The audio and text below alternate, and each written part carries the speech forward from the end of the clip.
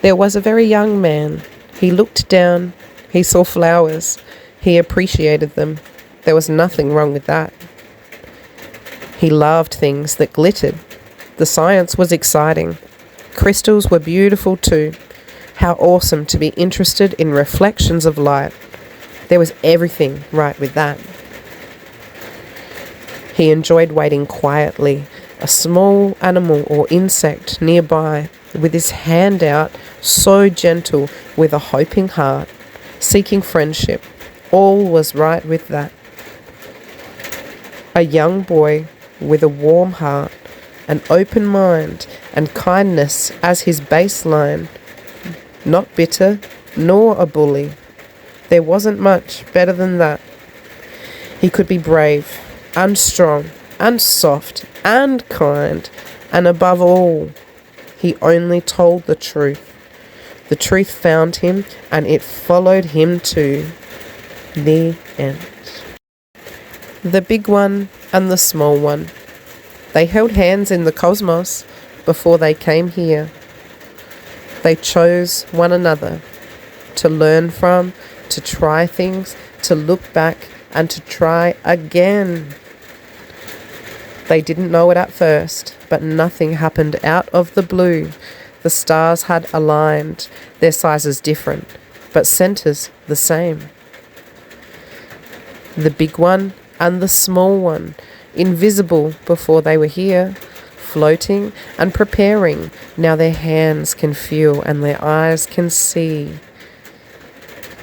It seemed familiar, like they'd met before. The big one and the small one. Always meant to be. A seed planted at the source. A flower blooming and cycling. What a blessing to witness. The end. There was a little one. They wondered as they stared off to the sky.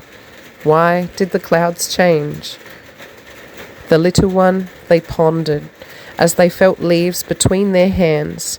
Where did the dots and the holes come from? The little one, they imagined stars shooting fast, but as if they are flying alongside. Can I keep up? The little one, they stumbled, running fast down the hill. How fast can my legs go? The little one, they noticed when things shifted at home. How do I use my words to express myself? The little one, they embraced, hugging their parent tight. How long can I squeeze for? The little one, they dreamed vividly, universes showing themselves. Is dreamland just another place? The little one, they sighed, their head resting on the pillow. What can I think about tomorrow? The end. There was a young girl who lived in the bush. There weren't many people around. She looked. There were a lot of trees. Tall they stood. Bugs tiny and fast.